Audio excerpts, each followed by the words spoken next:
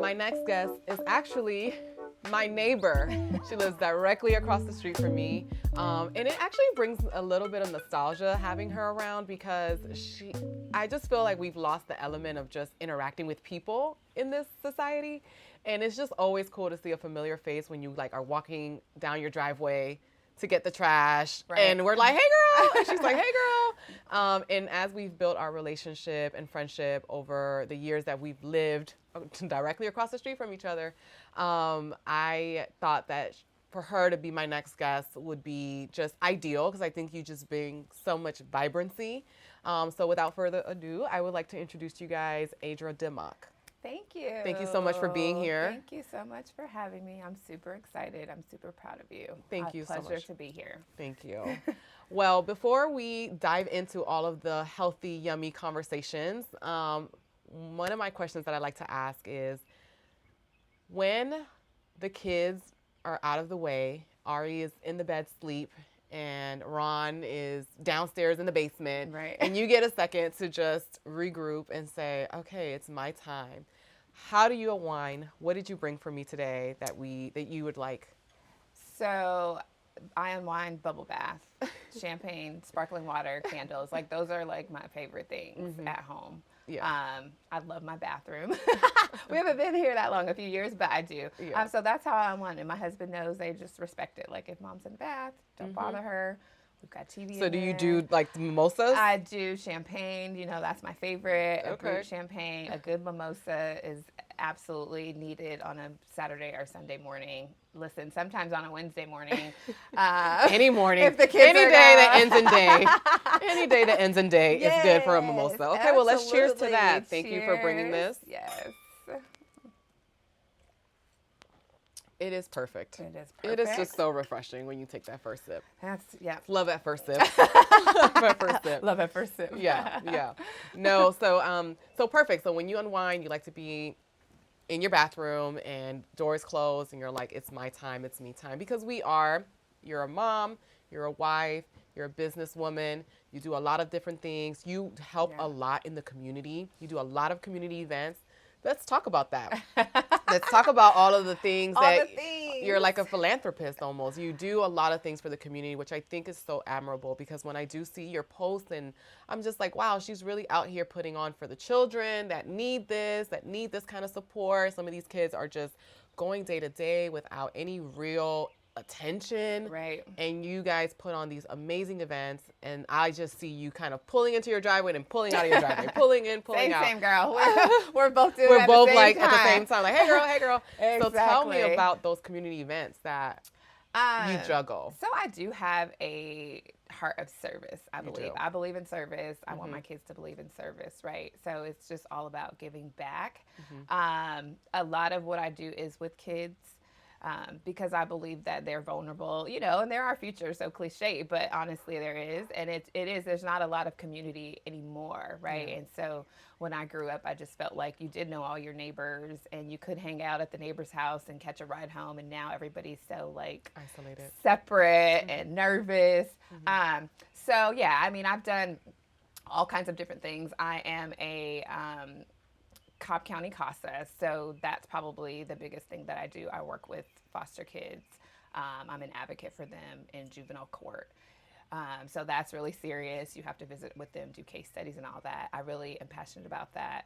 This is going on my second year doing that. But the other thing that we do is we produce sports skills and agility camps. So we work with pro athletes and we produce camps for kids all over the United States. Hopefully we'll go out of the country one day, but we've been on the West Coast. We were there last year doing a football camp. We do basketball clinics. So we love working with the kids.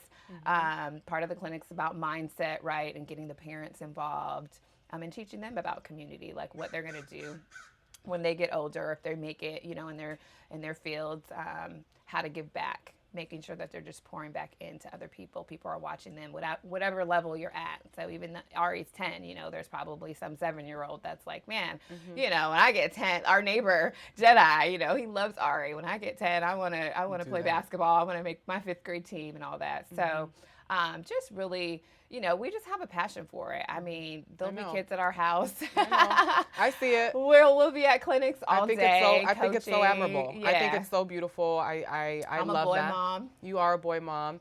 I think it's when I see you and the events that you put on, I'm like, wow, this is so amazing that there's still somebody putting these on and putting it on genuinely, right? Yeah. It's not like I'm trying to make a profit or I'm trying to, we live in a very most of them are free. Yeah. And so that's what I'm saying. Like, I know this because I know you, but it's one of those things that makes me feel like so connected to you because you are so genuine in your approach of service. Thank you. Tell me a little bit about your background. Tell me a little bit about, I know you're not from the South really. So tell me a little bit about how this love for service came about. Like what was your upbringing like?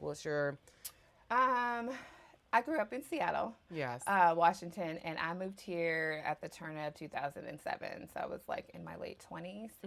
And I moved here with Anthony. So that's my oldest and firstborn. He was turning 5, and so I wanted to be somewhere and be settled. So we moved to Smyrna, and he started school there, and we've been in Cobb County ever since. I'm the youngest. Well, I was the youngest, but now I have a little sister that's 6, but we'll talk about that in a different episode. Okay. That's wild. Not a 6-year-old sibling.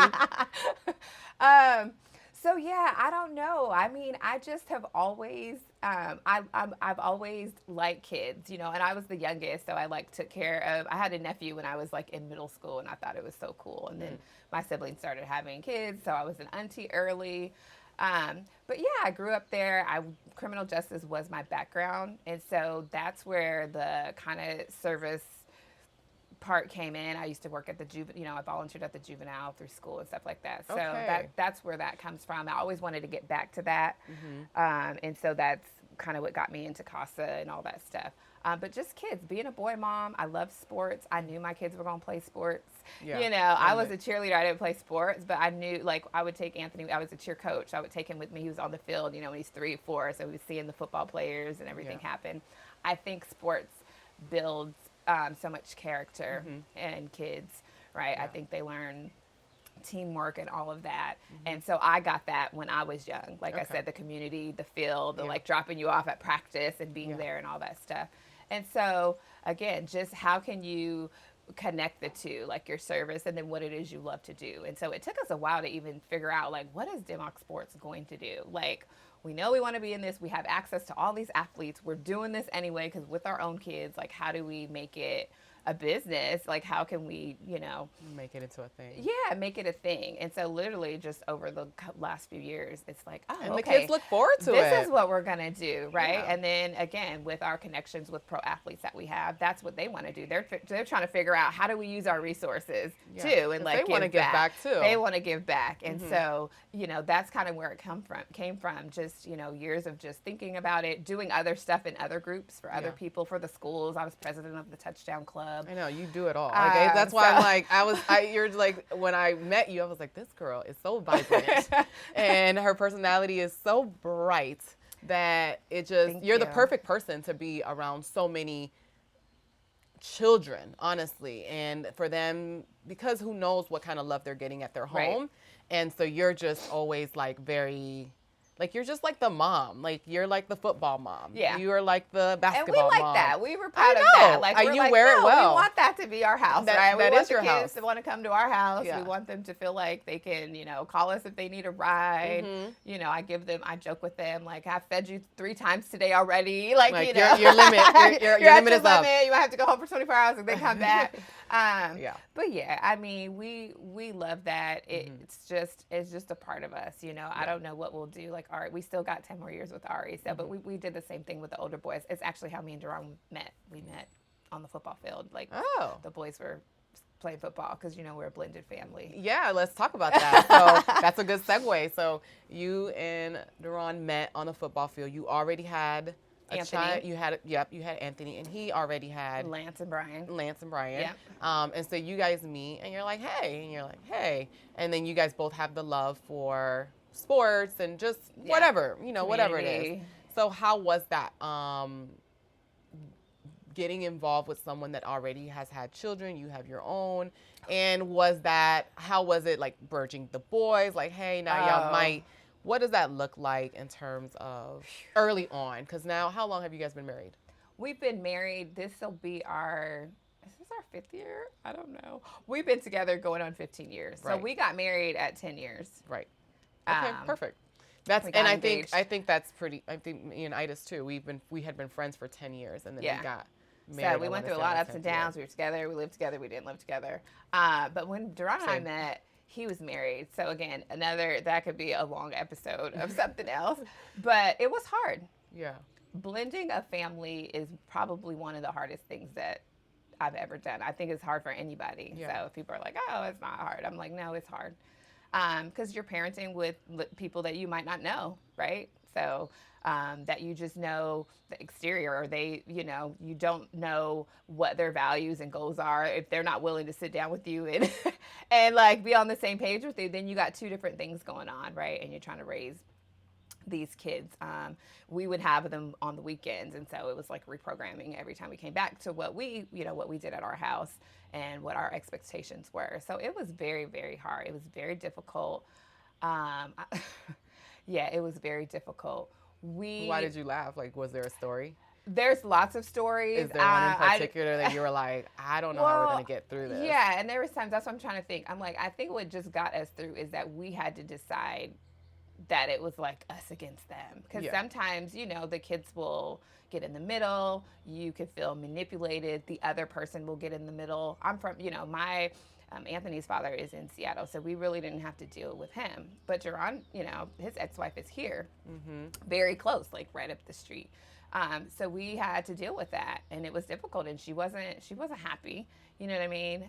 She wasn't happy about her divorce. She wasn't happy about me raising her kids, and it just took us coming together. Like, listen, it has to be me and you first. And then we had to decide how we were going to raise the kids, like who goes first. So we were like, okay, well, you're first call on the boys, and I'll be first calling Anthony, but we'll always consult each other, right? And he's like, if you need help with something, as far as like if we're disciplining or whatever, we'll talk about that. And that's kind of how we had to do it, because in the beginning, it was just like, we was just winging it and freestyling. And I had in my mind this picture of like, oh, it's going to be so nice, because back home, we have blended families in our family. Okay. So and everybody gets along. Everybody's like coming to the picnic, you know what I mean? And but is everybody coming along because now it's been so many years removed and you didn't see any of like the rigids and like the fluff of it and the challenges, and now you're like seeing it like, oh, everybody just gets along. I just feel like they were amicable probably more than we could be from the beginning. Okay. And so I just expect that too. I mean, I would be okay with being amicable because it's for the kids. Yeah, because you're of your heart. Right. And not everyone has that perspective. But I get it if you're scorned, if you're broken too. But for me, that's just like, I can only sit in that space for a little while, right? And then I have to move on. The kids. Yeah, you have to get over it. And so we really never got past that. And so, there's been a ton of challenges. I mean, we've had periods where we didn't see the boys for a little while. Duran had so much guilt because he's a great dad. He's like, I don't want to be a weekend dad. I want to see my kids all the time. Yeah. Yeah. Oh. So it was. I never really truly think about that. Yeah. Idas is here and the girls are here and we're not splitting time, but I never really sit with those emotions of a parent who, like a father too, who fully wants to be involved. And he went being in a home with his children every single day, seeing them, to now having to choose himself and say, okay, this marriage is no longer serving me, but also I have children, so is my happiness above raising my children. And then being like, I don't, irreconcilable differences are happening, but you are like still a person, but you're now a father. That's tough. It's very, very hard. For them. Think it was very difficult for him because, like I said, he is, he's a hands-on dad. He's a hands-on friend. He's a hands-on husband. So. No, seriously, like if he's gonna he's a hands-on neighbor. We could ask for anything, and he's like there to kind of save the day for us. So just years and years of like lots of fussing, but lots of communicating, lots of saying I'm sorry, lots of I don't understand that. When we had Ari, I think it was hard for me. Because that's another dynamic now. You have your own child. He has got his that two, going. and then y'all have a child now together. Together. And so are there any emotional, like, oh, Ari, because he's from you guys' product, and then are there any of the boys? But I know they love him because Ari's such a great kid. Yeah. No, was they there do. anything in the I beginning? think they were old enough because they're 12 years apart. Yeah. So the oldest boys are about 6 months apart. They're both 22 now. So when we had Ari, they were about 12. Yeah. So I think that they were okay with it.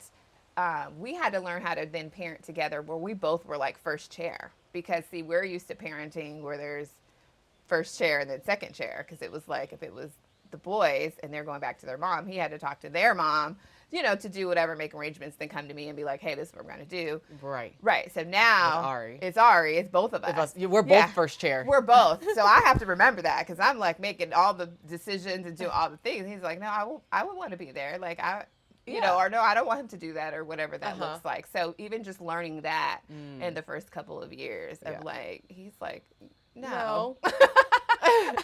And we have to be like, yeah. You're right. He's right. Yeah, I have to you're right. really go through everything with him. So, he's like, put me on the email. I want to be there too. Yeah. And not that he wasn't that way with Anthony. He definitely was. But again, we were making sure the kids were comfortable, right, too, right? We're trying to say, listen, we're not coming in trying to take anybody's spot, but this is where we are. So it's just, raising a family is exhausting. Yeah. It's gratifying, but it is hard. Yeah. It is hard. I'm like, we try to do all the things, being the moms, and me and Duran just decided, high five, we are not in control. That's what we decided one day. We were like, we get it. We have no control over these kids. You only have influence over your children. You have zero control. So even though you're like, oh, I can tell you some stuff my kids did. My kids will never do that. It's like, you don't know what your kids will do. Yeah. You just don't know. Yeah. You just hope that they make the right decisions. You hope that they're watching. You hope that you're being a good example. We're not perfect.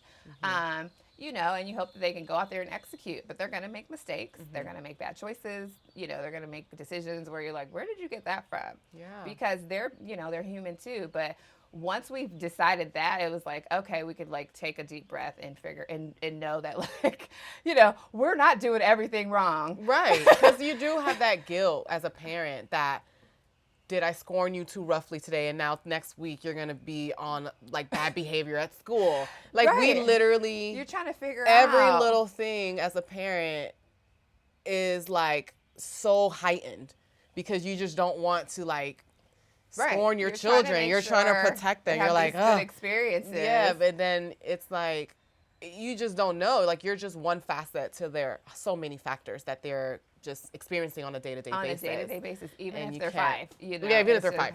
Even if they're 5. Yeah. So you have to just say to yourself, listen, I don't have control. I just have influence. Not meaning that your kids are going to just like do whatever they want, but Yeah. They're still their own people. they're going to be their own person, right? And so, again, we just try to support them. And I just tell them now, the kids are young adults, but even Ari, like, we're just doing the best we can. With the 20-year-old, we're like, we never had 22-year-olds. We don't know what, That's true. I be telling Ivory, I'm like, girl, I've never had a 7-year-old. I do not know. You don't know. I don't have have all the the answers. answers. I'm going to go try to figure it out. I'm going to pray. I'm going to talk to God. I'm going to meditate. But, like, sometimes I don't know. Yeah.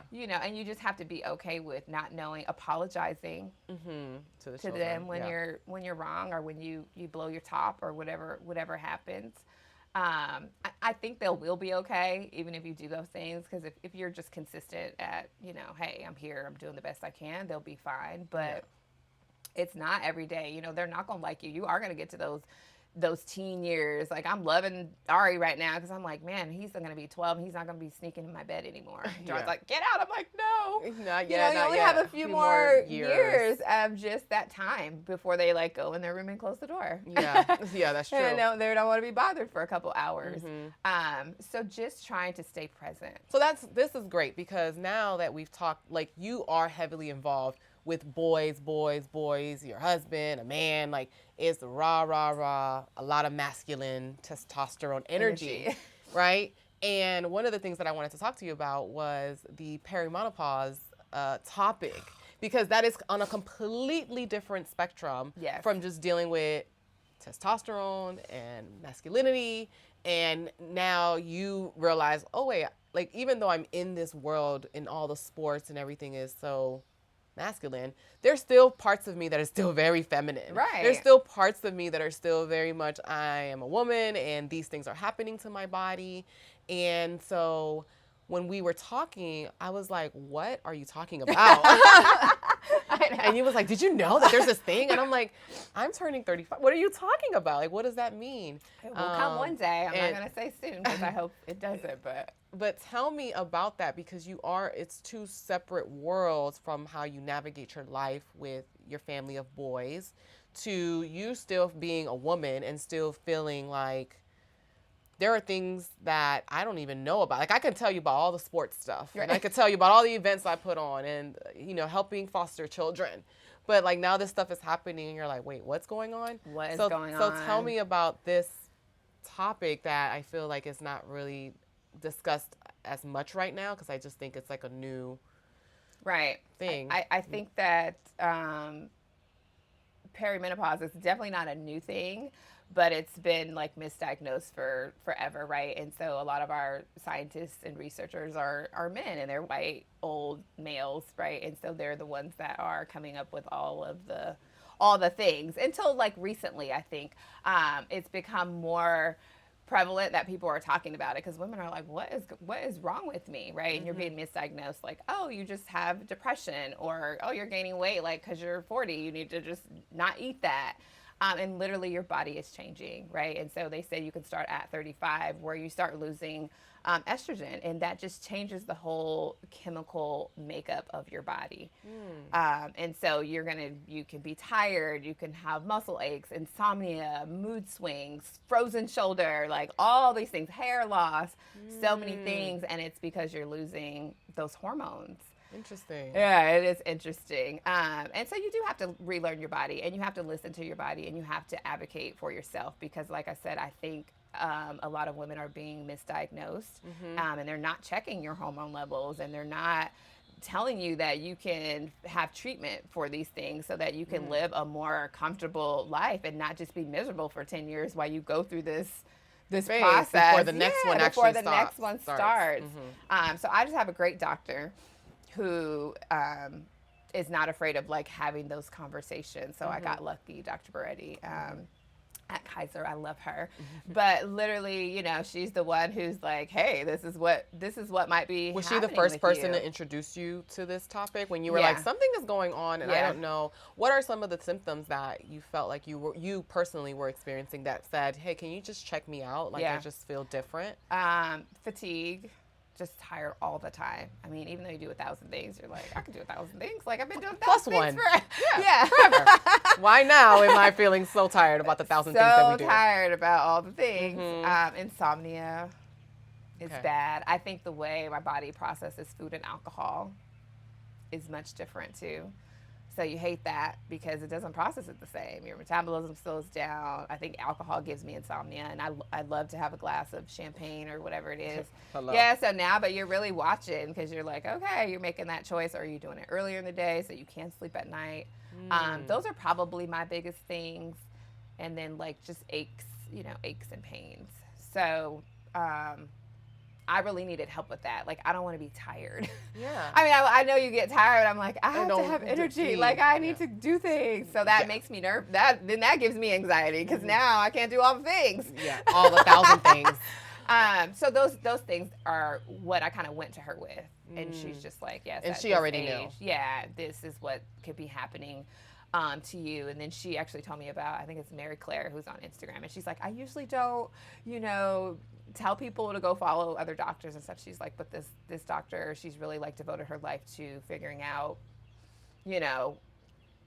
how to live in this stage of your life. And so just doing lots of research and studies and figuring out what we're deficient at, like what's deficient in your body, which as you get older, it's like all the aerobics we were doing, they said that was all wrong, like in the 90s and 80s, where it's like you should always be strength training as women, like, because that's the first thing that starts to go, right, as your muscles start to atrophy. And so you want to be strong. And so instead of doing aerobics and cardio, you want to be doing strength training. So just like learning little things Got it. about your body. Okay. It's just like, oh. okay, you're not 25 anymore. It Right. changes. It really does hit you. Like, you're like, oh, wait, like, and for it to be like perimenopause, so obviously the onset before the actual thing happens that will come to us eventually as women, and to have this phase now be more prevalent. Now you're hearing about it here and there more, and thankfully there are people diagnosing it better than Yes. they were doing. What are there medication to help balance your hormones, or is it just like changing your diet, doing strength training?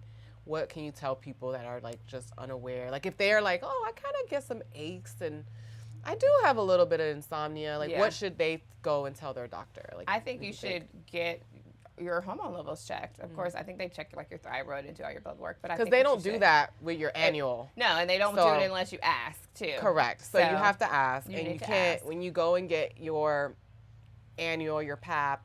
You need to make sure that you're advocating for yourself and speaking up on tests and things that you want done, not Yes. just like their little checklist. Like Don't there's do so the many checklist. checklists, but go surpass the checklist, Yes. right? Like if you know that there are things that run in your family, like I need to get this checked, I want you to check this level of this, my liver, my kid, like get it all Whatever, done. All done. You got to do all the things. You have to advocate for your health as women. I think as minority women, you have to advocate. You have to ask a lot of questions. And if your doctor's not, Change your doctor. change your doctor. Change your doctor. You know, that I actually had my best friend who is in Washington follow the doctor I was just talking about, but she has resources on her website. And so she found a doctor in her area on her website that she could go to because her doctor just kept dismissing her, you know. And after we watched that little video we were watching, and she was like, oh my God, like, this is so informative. I need to, like, I've been asking my doctor about this, and again, brushing it under the rug. So she she found another doctor who's like, okay, like, yeah, we'll listen, we'll do the test, we'll figure out what's going on. So just advocating, really, if you are feeling away, like just keeping notes. I mean, you really have to take care of yourself if you can't do all the things. Right. And so I think we don't learn that. I didn't learn that like halfway through mid-30s, and I'm like, oh, okay, I got to kind of put me first. So even I think that's part of it too, like listening to your body, listening to yourself. Now that you're in a space where you have changed and altered some of those things that could be contributing to this phase, how do you feel today? Like, do you feel like the changes that you've made has truly helped? Do you feel like there's a difference in your approach? Do you feel like your fatigue is... Yeah, a little less. So there's hormone replacement therapy. I think that's what you asked. I'm not on that per se. I mean, there's patches, there's different things. I'm just taking a low dose of estrogen that comes in like a birth control. So that's what I'm doing. Yeah, there's more that like makes sense. aggressive things that you could do. I do feel better. I do feel like less fatigue. Of course, I'm trying to like get, strength train, making sure I'm still running, diet and all that stuff, which is important anyway. Even if you're not going through that, ladies, we still got to make sure like we're doing all the things to take care of ourselves. But yes, I do feel better. And I think that once you know that you can feel better, it'll just kind of inspire you and motivate you to do more healthy things. So like taking your vitamins, your calcium, whatever you need, I'm so your bad protein. about vitamins. Listen, I'm the other so day, bad about vitamins. the other day, I'm, like, last terrible. weekend, we had a game in Swanee. It was like an hour and 20-minute drive. I was getting ready in the morning, whatever. I took my vitamin twice on an accident. So after I took it, the second time, I was like, Ari, I think I already came down here and took it. And I thought I was going to pass out. Like, I felt so bad. It was crazy. From It's like, two vitamins? From 2 vitamins, but the vitamin has like a lot. It's like a high dose vitamin. Okay. Yes. So then I was like, oh, well, that's why the older people have the Monday, Tuesday, Wednesday, Thursday. The little containers. I need that. You're over here forgetting Because whether you or not you've forget. taken it. So anyway, I have to do that because I was like, am I going to die? Like, I felt dizzy. Luckily, the drive was long. That's why I mentioned the drive, because in the car, I was like, babe, something's wrong with me. You were Like, feeling- I feel a little dizzy. I don't know what is going on. And I was like, Ari, I think I did, take it twice. So I need to order me the Monday through Sunday little That's thing. where we're at now. That is where we I'm need at, the girl. container. I'll just go ahead and Amazon it to your front door. Wondering why do you have that? It's not cute. It's ugly. It's plastic. I It's got know. the big like stamped letters on it. M-T-T-W. That's why you need that. So, anyways, but hilarious. yes, you got to take your vitamins. I and know, stuff. I'm You the gotta worst. do I'm all the your worst things. at it, but I will, because I definitely want to learn more about this. I mean, you were one of the first people, I have heard about it, but you were one of the first people that was like, hey, have you heard about this? And I was like, no, like tell me more. Yeah. And I think that women who are in their mid-30s or early 40s should be listening to their bodies, and they should be just kind of like checking in. Like you check in with your friends, you check in with your mom, you check in with your boyfriend. They got all the red flags. Like you got to check in with yourself, right? So you have to make sure that you are like just good enough that when it is time to go, that you can go and nothing else is bringing you down. Yeah. And that you're like just your best self. You're your best self. You just want to be your best self, you know, because it's hard out here. Yeah. Okay. Is there anything else you want people to know about perimenopause? Is there anything that you would like to kind of let people know that don't know? I think that you have to talk to your people about it too. So I've had to talk to my husband. Oh, good. Too. So support, right? Because they're like, "What is this?" Because he's like, "What is wrong with you?" So you showed your sex drive is low too. My sex drive is lower, which is sad, you know, but it is. Yeah, because your estrogen level is low. Because your estrogen level is low. So then, if you don't have. So listening to your body, I mean, making sure your partner understands like where you're at. That's a good point. And partners, making sure you understand where your wife is at.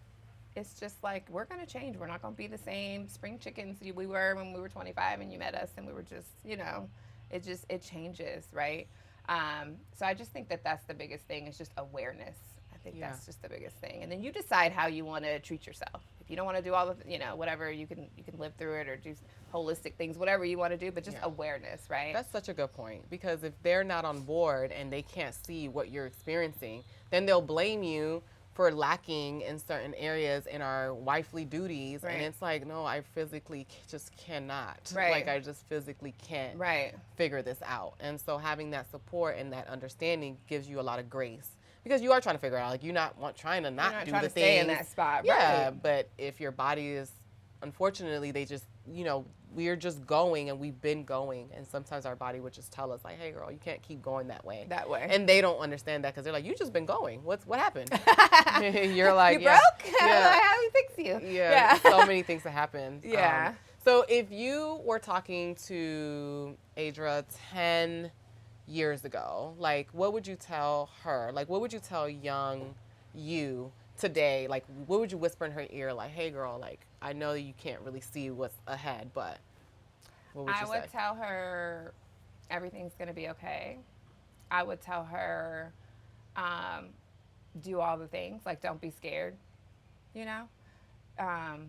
Just believe in yourself. Don't be scared. I think for me, just trying to grow into myself, right? So wondering like why good things are happening to me or why people are attracted to me, right? My husband always tells me like, you have a good energy or this or that, or you deserve this, and just not. So I would need to tell myself earlier that like, girl, it's fine. Like, it's fine.